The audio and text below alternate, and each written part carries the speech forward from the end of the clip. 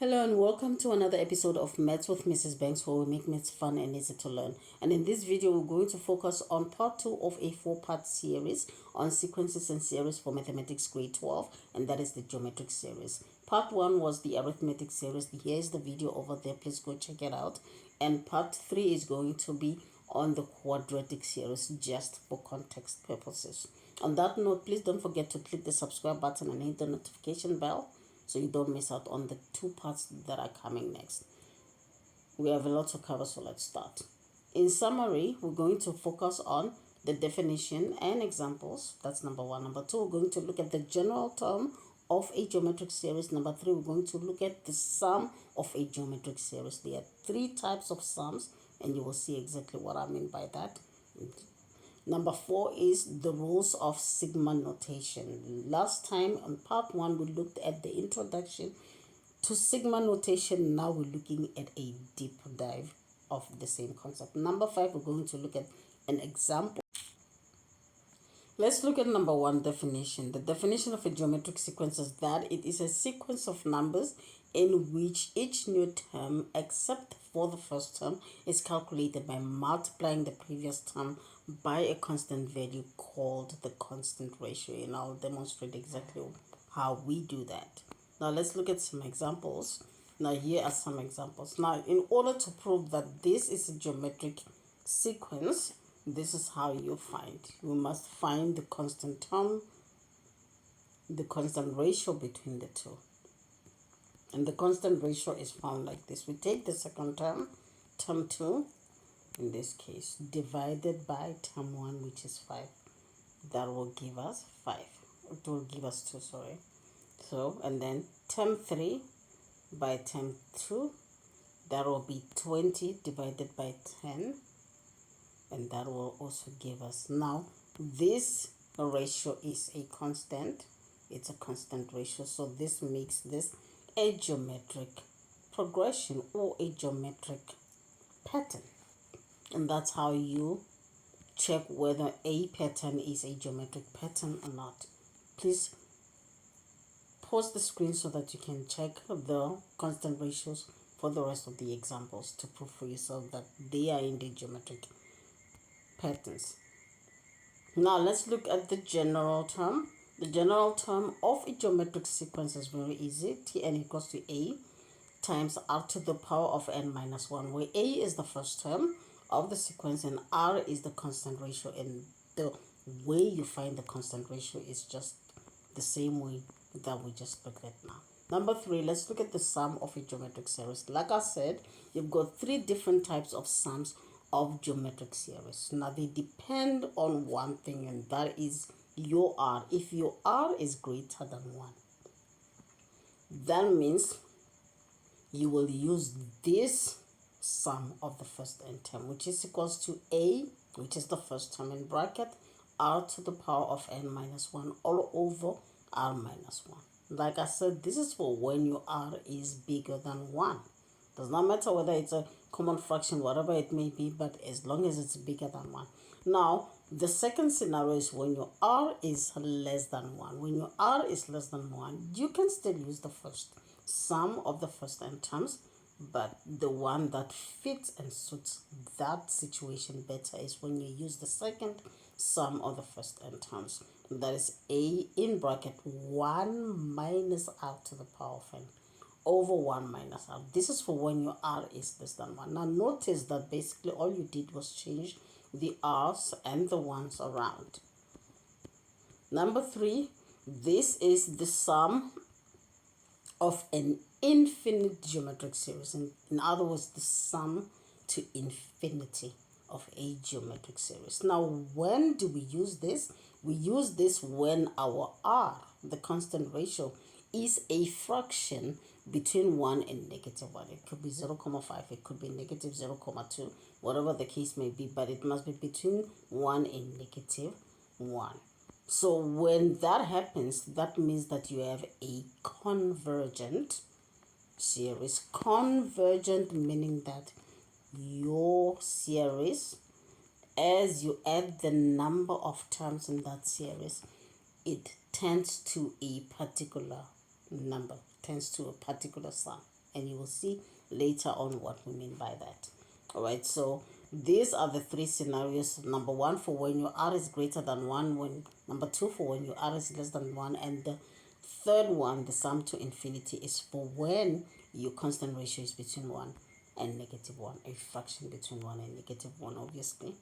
Now let's look at more rules of sigma notation.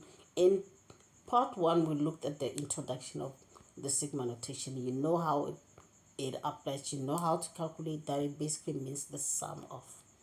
So now here are the rules. The rules of sigma notation are very similar to all other rules of algebra. It follows the same patterns and rules of algebra. So let's look at the first rule. The first rule, it says when you're given two sequences, one sequence and another sequence, and you want to find the sum of the two sequences. In other words, you add the two sequences and now you want to find the sum of each term, which happens to be an addition of the two sequences, meaning that, for example, term 1 from the first sequence and then term 1 from the second sequence, and then you want to find the sums of all of them. So this is what you can use to also calculate it. That is equals to the sum of the first sequence plus the sum of the second sequence. Easy peasy. Basic algebra. Now number 2, for any constant c that is dependent on the index I, if that is a constant c, and you multiply your each and every term of your sequence by that common factor c, to find the sum of that, like this, you can also take the c out and then find the sum of the sequence, the terms of the sequence. So the sum of a constant times the terms of the sequence is simply equals to the constant taken out multiplied by the sum of that sequence. Number 3, be accurate with the use of brackets. For example, right, in this situation, the sum from n is equals to 1 to 3 of 2n plus 1 is simply the first term plus the second term plus the third term. And how do we calculate that? It's basically, this is how we calculate it. 2 times 1 plus 1, that is the first term. The second term is 2 times 2 plus 1.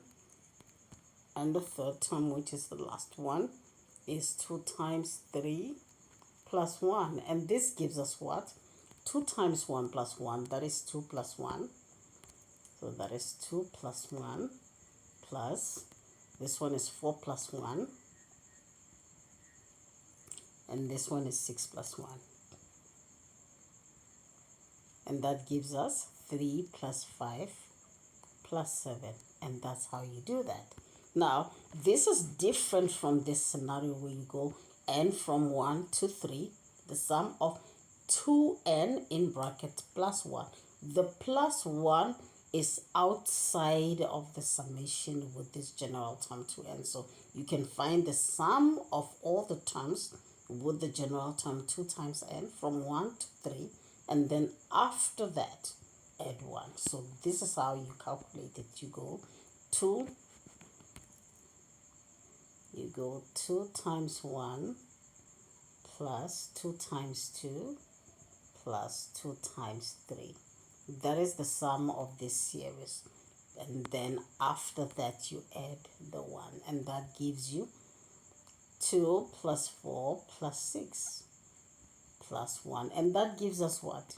This one, the first one gives us 15.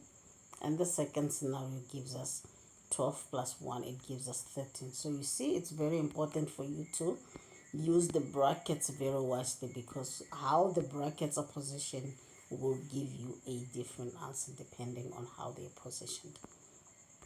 Now let's look at the last rule, which is number 4. The sum from I equals to m all the way to n. Notice that it's not starting from the beginning. It's not starting from 1.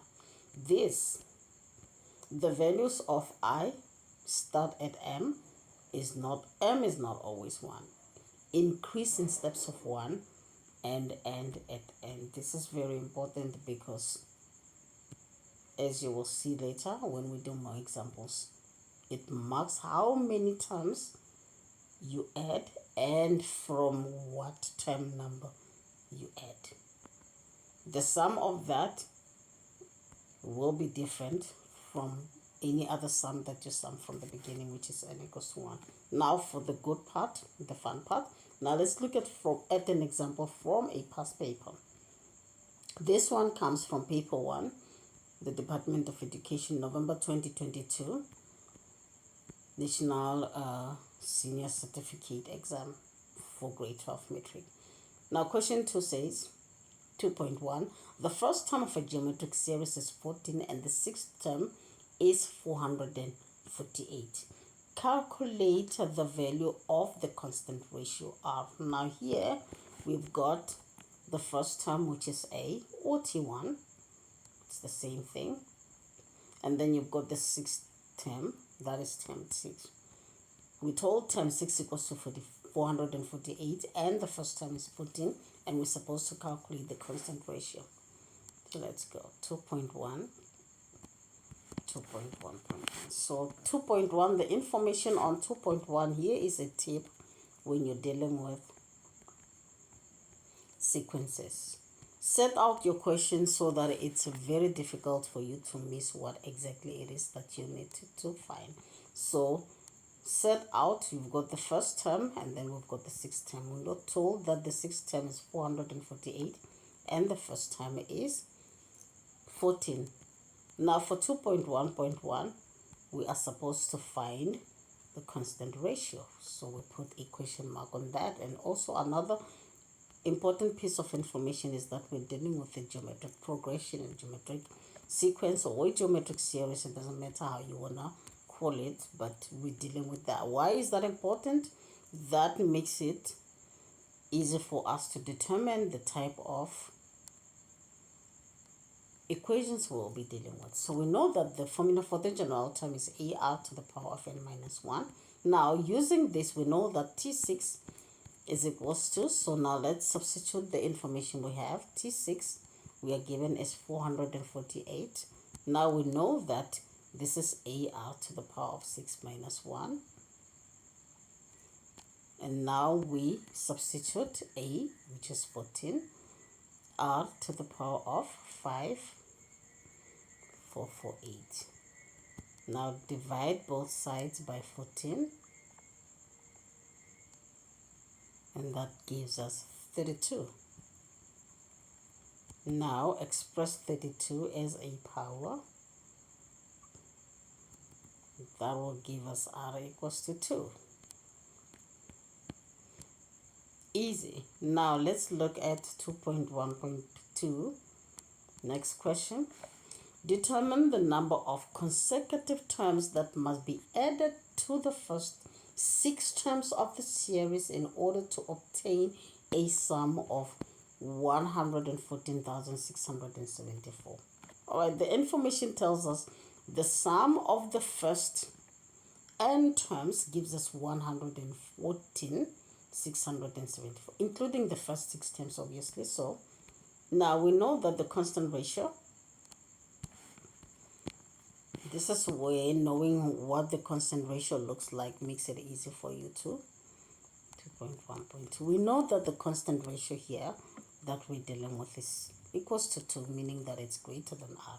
So the sum of the first n terms that we're going to use is simply AR to the power, so that's A in bracket R to the power of n minus 1 over R minus 1. That is the sum of the first n terms, and we're told that the sum of the first n terms, right, is equals to 114,000. I think it's 764. Let's just go back and double check.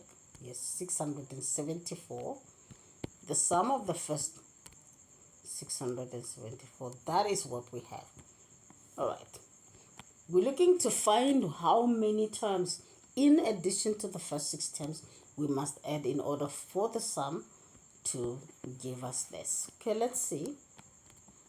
Now the sum of the first n terms, including the first 6 terms, gives us that. So meaning that we've got A in bracket R to the power of n minus 1 over R minus 1. That is equals to 114,674. 674. Now we substitute the information that we have. We know that that is 14. R is 2, so that will be 2 to the power of n minus 1 over 2 minus 1, which is equals to 114, 674.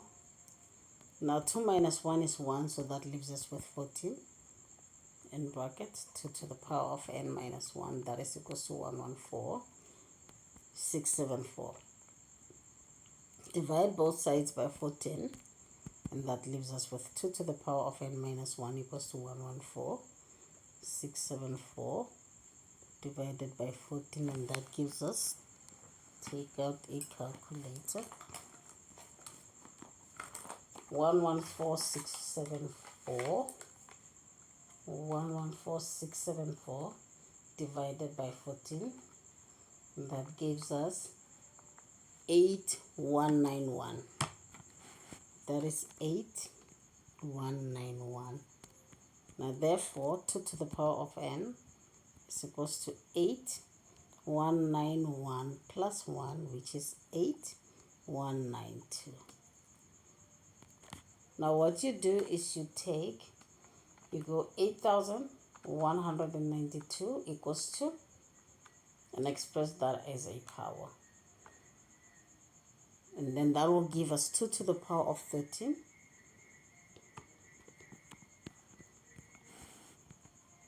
So therefore 2 to the power of n equals to 2 to the power of 13. Therefore 2 to the power of n equals to 2 to the power of 13, meaning that n equals to 13, meaning that from the first time, including the first 6 times, you've got 13 terms that are added together to give us that sum, which is 114674. Now, to find how many terms in addition to the first 6 that we must add is simple.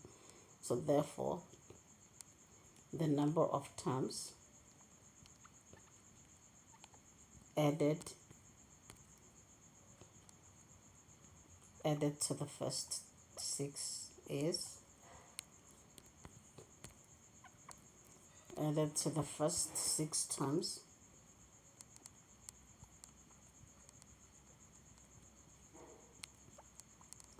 that is, it's simply 13 minus 6, which is equals to 7, is 7. So therefore there are 7 terms added on top of the first 6.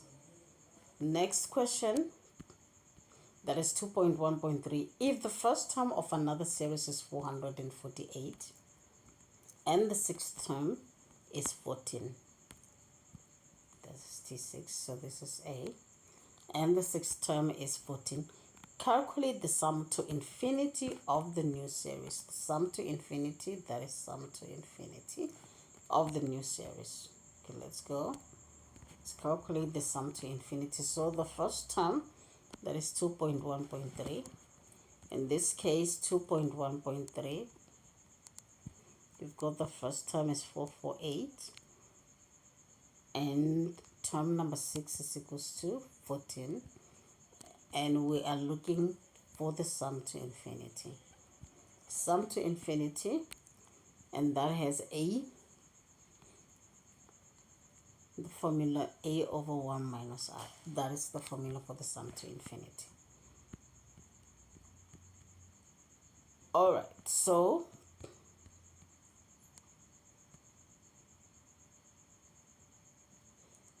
we've got this information. Now let's find what our R is first. Using the information we're given, the term number 6 is equals to AR to the power of 6 minus 1, which is equals to AR to the power of 5. We are told that is equals to 14.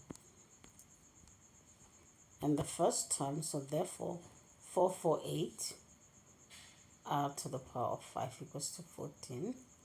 Now we divide both sides by 14, 448 I mean, therefore R to the power of 5 equals to 14 over 448, which gives us 1 over 32.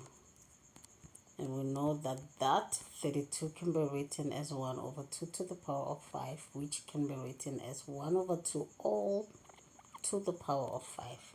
Now, therefore, meaning that r is equals to 1 over 2. Now that we've got our r, now we can easily now find the sum to infinity. Therefore, the sum to infinity, which is equals to a over 1 minus r, is equals to a is 14 over 1 minus a half.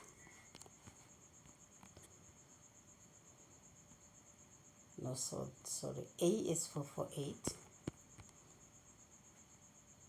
Excuse my mistake, 448.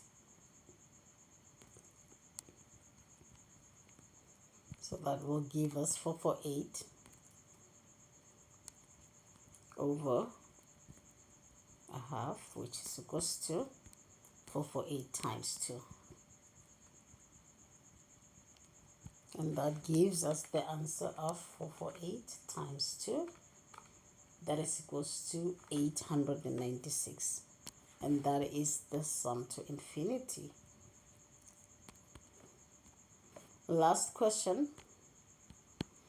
That is 2.2. If the sum of p from p equals to 0 to k of this is equals to 20 over 20 and 1 over 6, determine the value of k. First of all, find out what type of sequence you're dealing with, because that will determine the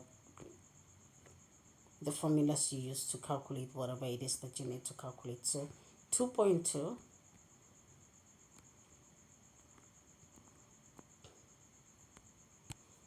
so here is what we have in 2.2.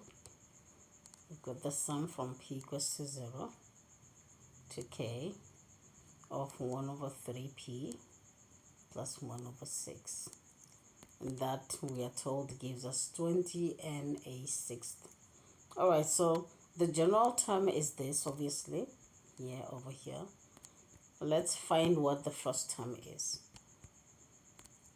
Alright, the first term will be 1 over 3 times 0 plus 1 over 6, which will be equals to 1 over 6. Term 2 will be 1 over 3, 1 plus 1 over 6, and that gives us a third plus a sixth. Take out a calculator. 1 over 3 plus 1 over 6. That gives us, it gives us 3 over 6. 3 over 6. Now, term number 3, that will be 1, 3 times 2 plus 1 over 6. That gives us 2 thirds plus 1 over 6. And take out a calculator. 2 thirds plus 1 over 6. That gives us 5 sixths. 5 over 6. So we have a pattern here, and in this pattern we've got 1 over 6, 3 over 6, and 5 over 6. 1 over 6, 3 over 6, and 5 over 6. So here is the pattern.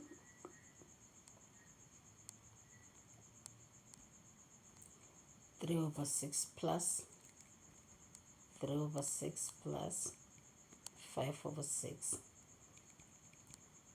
That should give us 20 and a sixth, which can also be written as 20 times 6 plus 1. That gives us 121. So that is also equals to 1 to 1 over 6. So now this gives us, let's see, term 2 minus term 1. That is equals to 3 6 minus 1 6. So that leaves us with 2 sixths. And then term 3 minus term 2. That gives us 5 sixths minus 3 sixths. 5 sixths minus 3 sixths. And that gives us 2 sixths. So we have a constant difference here. So this makes this an arithmetic sequence with the first term equals to 1 over 6 and the constant difference equals to 2 over 6. So we have an arithmetic sequence, meaning that we need to use the correct formula for that. The sum of the first n terms will be n over 2 in bracket 2a plus in bracket n minus 1d. Right, that's the formula that we'll be using. Let's go back to the question just to verify what it is that we need to calculate. And we're given if this is equals to that, determine the value of k. Now let's calculate how many terms we have there. Now to calculate the number of terms, it's very easy. When you have a summation like this, you take the number at the top minus the number at the bottom. You minus the number of the bottom, that's 0, plus 1. K minus 0, that is k plus 1. So the number of terms will be k plus 1. That is the number of terms that we are adding. So we need to know that, because the sum of the first n terms needs you to know how many terms we are dealing with. So n will be k plus 1. So meaning that let's find the sum of the first k plus 1 terms. That will be equals to k plus 1 over 2 in bracket 2. A is, the first term is 1 over 6. So that will be 2 times 1 over 6 plus k plus 1 minus 1 times d, that is the constant difference, that will be 2 over 6. This must be equated to 121 over 6, which is 20 and a sixth. Now let's calculate. Therefore, k plus 1 over 2 in bracket, okay, that is 2/6, 2 over 6, plus k plus 1 minus 1, that is k, so that is 2k over 6 plus 2k over 6. That should give us 1 to 1 over 6. Now k, so let's multiply out. Okay, if we multiply out, we will have 2 times, okay, k plus 1 times 2 over 6. Therefore k plus 1 over 2 times 2 over 6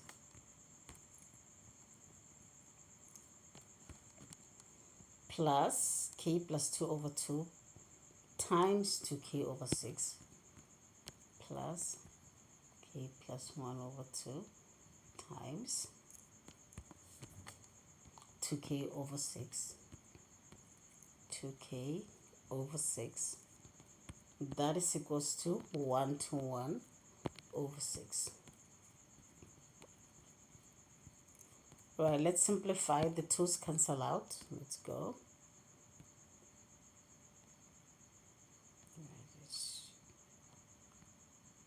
The 2's cancel out. Over here and over there, they also cancel out. So we are left with k plus 1 over 6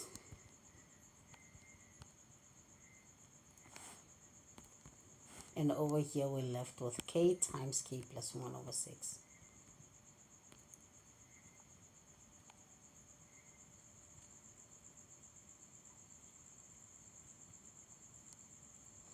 That is equals to 1 to 1 over 6. So we can multiply throughout by 6, so we get rid of the fractions, so that will give us k plus 1 plus k in bracket k plus 1 equals to 1 to 1. Alright, we'll multiply it out. Now let's expand. So that will be k squared plus k equals to 1 to 1.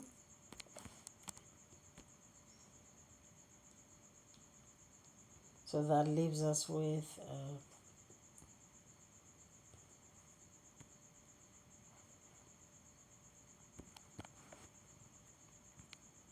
k squared plus 2k plus 1 equals to 1 to 1.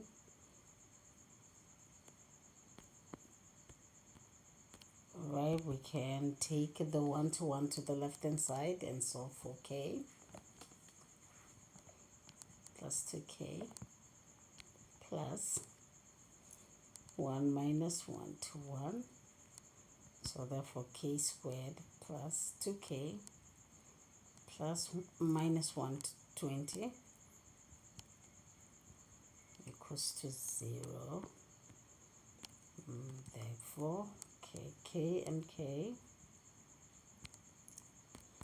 Now the factors of 120, that will leave us with a 2. It's 12 times 2 times 10.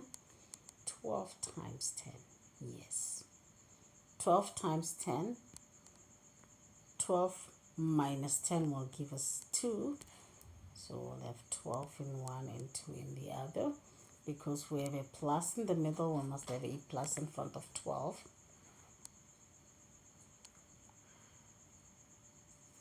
And minus in front of. Therefore, k minus 10 equals to 0. Or k plus 12 equals to 0, meaning that k equals to 10. Or k equals to negative 12. We know that the number of terms is a natural number, meaning it cannot be negative. So therefore, it makes this one invalid.